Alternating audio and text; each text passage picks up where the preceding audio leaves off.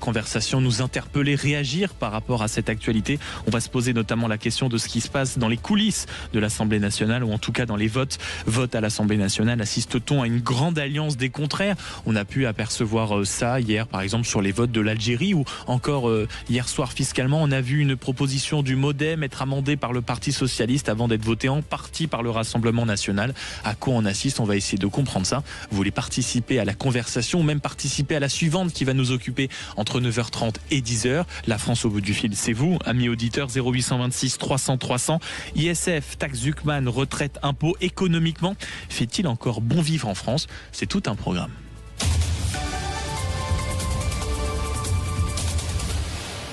Bonjour mon cher Laurent Geoffrin. Bonjour. Merci d'être avec nous ce matin. Vous êtes directeur de la publication du journal en ligne lejournal.info, ex-directeur de Libération et du Nouvel Observateur. Et nous serons également avec Lucas Planaverne, journaliste au JDD, pour confronter les points de vue. Je me tourne d'abord vers vous, Laurent Geoffrin. Est-ce qu'on assiste actuellement à une alliance des contraires à l'Assemblée nationale quand on voit ce qui s'est passé hier, ce rétablissement d'une nouvelle forme d'ISF, pour être assez rapide? Est-ce que c'est à ça dont on doit s'habituer, qu'on doit s'habituer désormais dans certains vote de certaines motions, où vous nous dites rien d'affolant, c'est la vie parlementaire?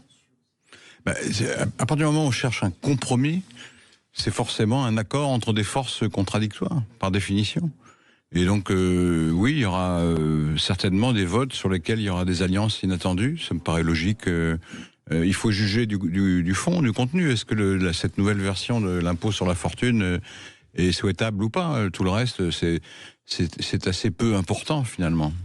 Mais est-ce qu'il n'est pas parfois contradictoire d'apercevoir, par exemple, vraiment des cris d'orfraie, des mots qui sont quand même d'une violence inouïe, quand le Rassemblement national arrive à faire passer une loi, et là tout d'un coup de voir le Parti socialiste se réjouir de faire passer des textes grâce aux voix du Rassemblement national? C'est ce qui s'est passé hier avec cette nouvelle forme d'ISF. Ça, c'est pas trop contradictoire quand même si le but est de trouver des compromis? Oui, c'est contradictoire, mais encore une fois, si c'est pas contradictoire, il n'y aura pas de compromis. Donc on doit s'y habituer d'une certaine manière. Ça se passe dans tous les pays d'Europe depuis des décennies.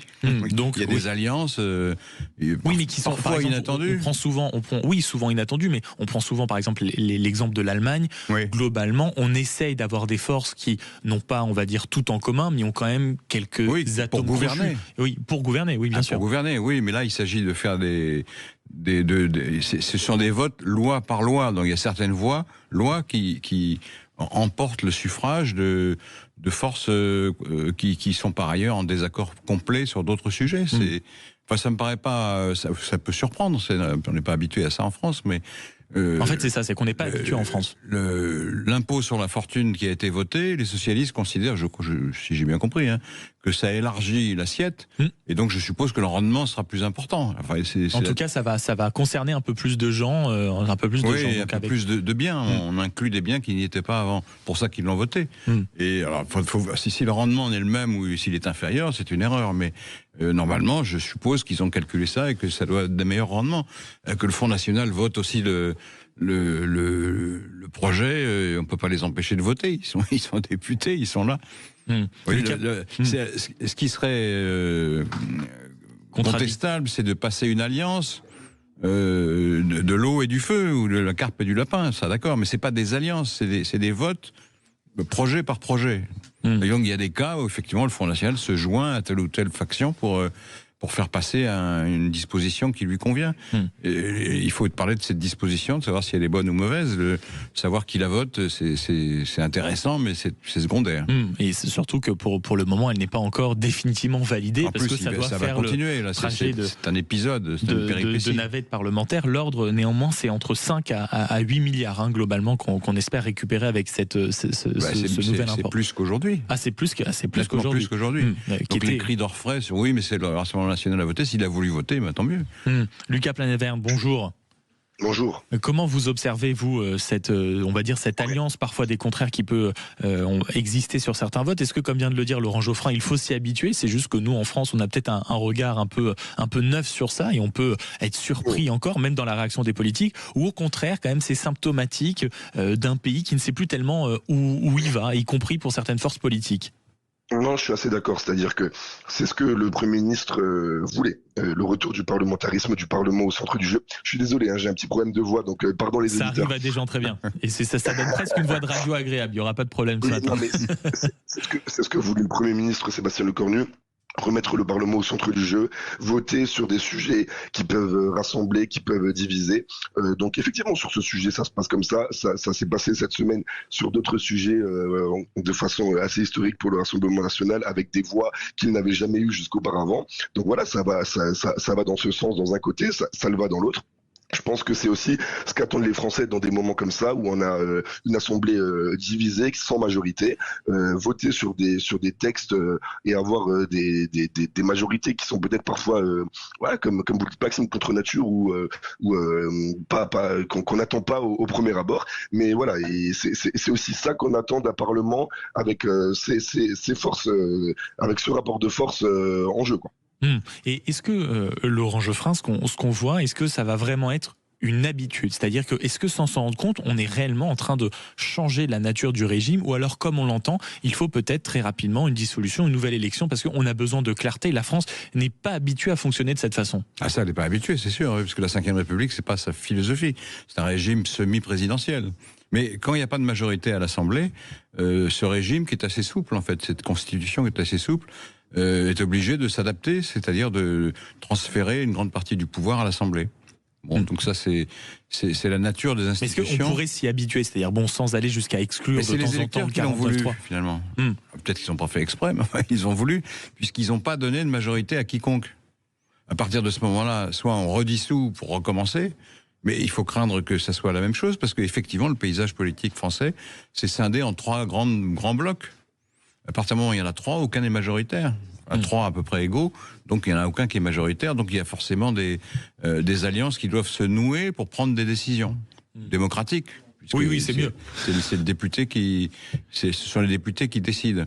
Alors il peut y avoir un moment un gouvernement avec une majorité relative, mais il est obligé lui aussi de faire des compromis. Et si les Français veulent un gouvernement où l'exécutif reprenne le dessus et qu'il soit plus stable, ce serait l'avantage, il faut qu'il donne une majorité à l'un des blocs. Autrement, ça ne marchera pas. Il faut s'habituer à ces compromis. D'un point de vue politique, je pense à vous, mais comme vous, mon cher Laurent Geoffrin, mais mon cher Lucas Planaverne, vous qui avez l'habitude de voir, de rencontrer, d'écouter les politiques, est-ce que vous sentez quand même qu'il y a un véritable changement, on va dire, de paradigme chez certains politiques, en se disant, bon, peut-être, c'est vrai qu'on a peut-être trop abusé l'idée d'écarter le vote des Français. On l'a vu notamment avec la volonté d'Emmanuel Macron de ne pas immédiatement nommer quelqu'un issu du bloc de gauche, ce qui aurait pu être une certaine logique. Est-ce que Lucas Planaverne, certains politiques sont en train de se dire, pour les prochaines années, de toute façon, ce que nous sommes en train de vivre actuellement va totalement changer notre rapport à l'Assemblée nationale, au Parlement, la manière d'écouter, la manière de voter? Encore une fois, décidément, je suis d'accord avec Laurent Geoffrin. Oula, je sais pas qui ça doit inquiéter. Il vient de se réveiller, c'est pour ça qu'il n'est pas très lucide. La France a changé, l'Assemblée a changé. C'est vrai que les Français attendent ce genre de comportement de nos élus. Et donc voilà, non, moi ça ne m'étonne pas, vraiment, ni d'un côté ni de l'autre. C'est vrai qu'on a vu pendant longtemps des élus qui ne veulent pas voter avec un tel ou un tel. Je ne vote pas un texte parce qu'un tel l'a proposé, parce qu'un tel l'a voté. Je pense qu'il est temps de finir avec ça, et c'est ce que les Français attendent, clairement. Et donc oui, je suis d'accord avec Laurent Geoffrin, que ce soit quel que soit le texte, en fait, il faut voter pour l'intérêt supérieur des Français. Attendez, ça c'est ce qu'on voit. Non, mais ça c'est ce qu'on voit. Moi j'adore cette théorie. Laurent Geoffrin, Lucas Planaverne, j'adore cette théorie. Mais quand on voit les échanges de noms d'oiseaux ici et là, chaque fois que oui, mais donc au bout d'un moment, moi j'adore l'idée de faire un intérêt supérieur, que les Français le veuillent, mais est-ce que les politiques réellement font s'habituer à ça? Pardon, les réactions qui ont été totalement disproportionnées quand on a parlé de la dénonciation des accords de 68, le retour de l'OAS sur les bancs de l'Assemblée, c'est la chasse aux Algériens. On a des ondées du côté écologiste, alors que le vol n'était que en réalité symbolique. Et quand on voit aujourd'hui les échanges de noms d'oiseaux entre le RN, le Bloc central, le Parti socialiste, ça peut paraître anecdotique, mais on sent quand même que les relations parfois semblent beaucoup plus électriques et que ce n'est pas que du cinéma, Laurent Geoffrin. Il y a deux partis extrêmes. À partir de là, le langage politique s'est modifié depuis maintenant plusieurs années. Mais au fond, ce que disent les extrêmes, est-ce que c'est si important? Quand ils représentent quand même au fond la majorité d'une certaine manière. Mais vous avez deux partis qui ont indiqué d'avance qu'ils voulaient une dissolution. Et donc, quoi qu'on fasse au Parlement maintenant, ils seront contre. Ils deviennent des robots, quoi. Et pourtant, ça les empêche pas d'essayer de voter, de pousser quand même en commission. Tout compromis est mauvais. De toute façon, ils voteront pas le budget. Donc, alors on peut les compter leur voix quand ils votent pour tel ou tel projet, mais ils vont voter contre le budget. Ils sont contre. Ils sont contre le gouvernement, ils sont contre le président. Et quand vous posez cette question de manière, j'imagine, aussi un peu provocante, est-ce que ce que pensent les extrêmes, on s'en fiche pas un peu? D'un côté, c'est symptomatique qu'ils aient réussi à avoir autant de députés dans l'Assemblée, avec peut-être, on va dire, une action marginale sur les textes, mais c'est symptomatique. Je dis pas ça en général, parce que on écoute tout le monde, mais il s'agit là d'essayer de trouver un compromis pour donner un budget au pays. Ils ont décidé d'avance, quoi qu'il se passe, de voter contre, de toute manière. Donc, c'est pas la peine de se fatiguer à écouter leurs objections. Alors, s'il y a des choses pertinentes qu'ils peuvent dire, on en tient compte. Mais ceux qui décident sont ceux qui ont décidé d'avance de jouer le jeu du compromis. Les autres, ils sont hors du jeu, ils sont au balcon. Ils sont au balcon, vous dites? Oui, ils envoient des invectives aux uns et aux autres en disant c'est pas bien, il faut pas faire ça, etc. Mais de toute façon, ils voteront contre. Donc, c'est pas la peine de se fatiguer à essayer de les contenter. Leur voix n'est pas comptée. Voilà. Ils n'existent pas dans ce débat parlementaire sur le plan de la décision. Ils existent parce qu'ils parlent, mais ils ne font que parler. Lucas Planaverne, vous êtes d'accord avec ce que dit Laurent Geoffrin en disant en réalité, oui, ils font du bruit, mais un désaccord? Non, justement, c'est là où j'arrête d'être d'accord avec M. Geoffrin. C'est-à-dire que on a à l'Assemblée nationale, c'est vrai, un parti extrême, c'est-à-dire un parti qui insulte tous ces partis, y compris ses alliés du nouveau Front populaire, un parti qui fait de l'obstruction parlementaire à mettre 3 000, 4 000, 5 000 amendements sur tous les textes, des amendements de virgule, vraiment pour chipoter, comme on dit. Le Rassemblement national, on peut dire beaucoup de choses sur le Rassemblement national, mais le Rassemblement national a prouvé jusqu'à présent qu'il vote des textes quand ils jugent que ça va dans leur programme et dans le sens de ce qu'ils pensent être bon pour les Français. Donc je suis pas d'accord avec ce que vient de dire Laurent Geoffrin. On a un parti, c'est vrai, qui veut absolument mettre le poids à l'Assemblée. Finissez Lucas Planaverne. Non, qui veut mettre le bois à l'Assemblée. On a un autre qui essaye, avec parfois évidemment des invectives, mais ça reste l'Assemblée nationale. Faut dire que je lisais des livres il y a pas longtemps qui rappelaient il y a 100 ans comment était l'ambiance à l'Assemblée nationale. Ça a toujours été comme ça. C'est aussi la vie parlementaire qui est comme ça, qui est aussi vive. Et quand elle est aussi divisée, l'Assemblée nationale, c'est aussi normal qu'elle soit aussi que l'ambiance aussi électrique en réalité. Bien sûr.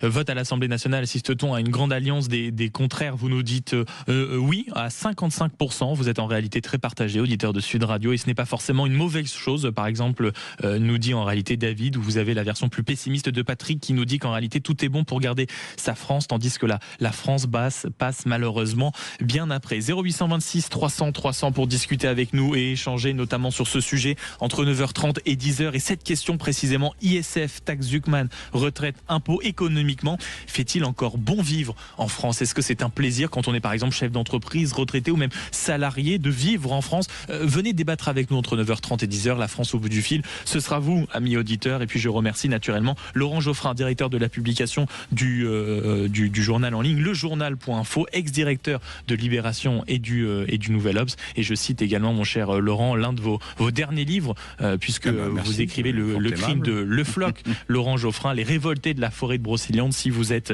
en week-end et que vous avez l'occasion de passer par une librairie, c'est un roman historique, c'est ainsi. Absolument. Et on prendra l'occasion d'ici la fin de l'année d'en parler plus longuement. Et merci beaucoup Lucas Planaverne, journaliste au JDD, Journal du Dimanche, qu'on retrouve tous les dimanches en kiosque et sur le site internet. Merci beaucoup d'avoir été avec nous, et un peu de miel et un peu de thym pour la voix. Il est 8h50, dans un instant on parle gastronomie. Si vous êtes en train de faire une liste de courses, notez, parce qu'on va préparer un pot-au-feu avec les coulisses du chef. Rien que ça. À tout de suite sur Sud Radio.